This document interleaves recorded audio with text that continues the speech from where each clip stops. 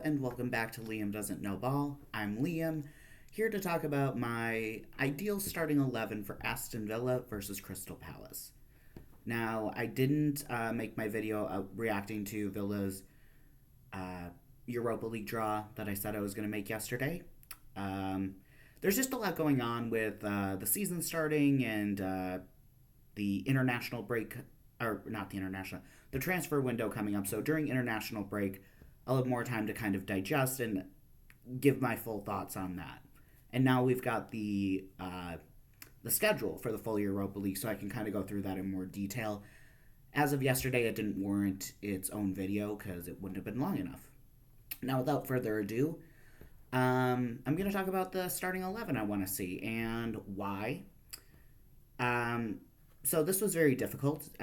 We were just dealt the blow that Amadou Onana was injured in training on Wednesday, and Boubacar Kamara obviously went off against Brentford. So our central midfield is a little light right now, that's for sure.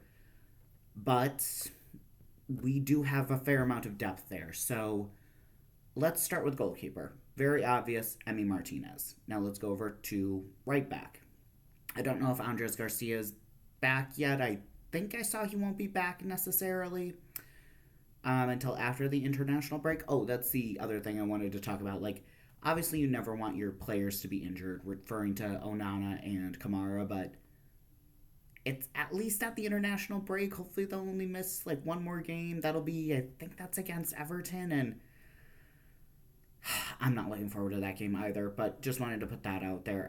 So right back, I would have Matty Cash playing. I think there could be an argument for Bogard coming back because he's more of a CDM and also filled in at center back. So like, okay, for that back three that Emery likes, do you have him there? And I again want to see Cash.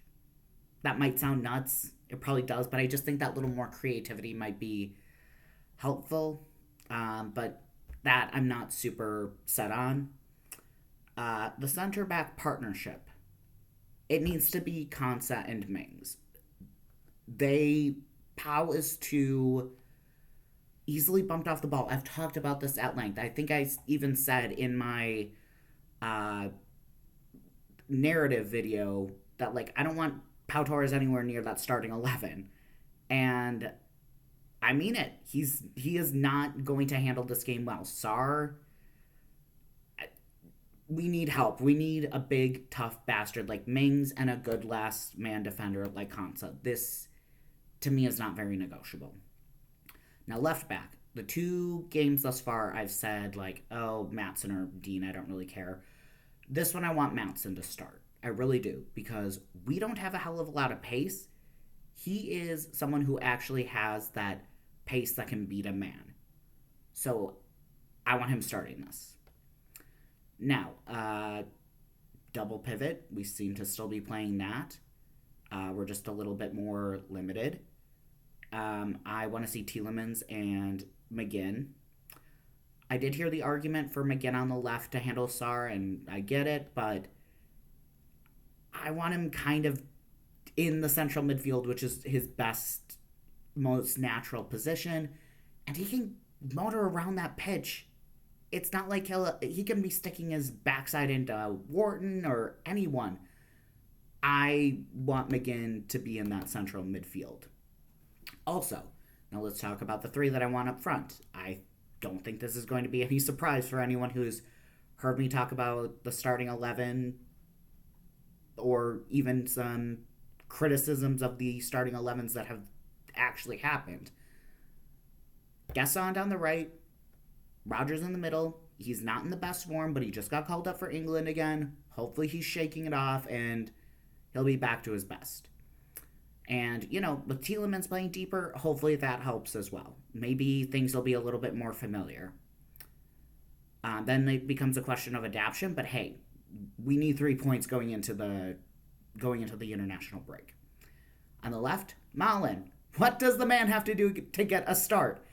He's been pretty good when he's played, just he needs more game time. I cannot imagine he's going to want to stick around and like waste his time. It's a World Cup year. We got to get him in. If there's a reason, I'd like to know, even if it's just like gossip. But I'd want to know like what is he doing wrong? And then finally, Ollie Watkins starting up front. This is very obvious. He has gotten like no chances. He's been feeding on absolute scraps. I just hope we create something for him. And I think with Tielemans back in that deep lying midfielder role or deep lying playmaker role, McGinn kind of playing as, not necessarily an enforcer, but a bit of a protector because he shields the ball so damn well. And Rodgers, hopefully, he'll be more comfortable playing in the middle. And we can just get back to when we were ticking and playing really pretty football. I actually went back and watched our 2-0 win against Cardiff in the FA Cup because I was just like, I just need to be reminded of when we were good.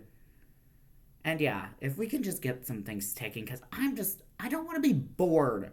I can't take on 4.5 hours of boring football. So anyways, that's my starting 11 that I would have. Again, Martinez at goalkeeper, Cash at right back, but that I'm starting to question.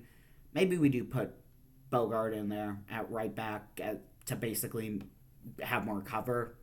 I don't know. Konsa and Mings as my center back partnership, Matson on the left, double pivot of Tielemans and McGinn, front line of Gesson, Rodgers, Malen, and Watkins up front. Thanks for watching, and up the Villa.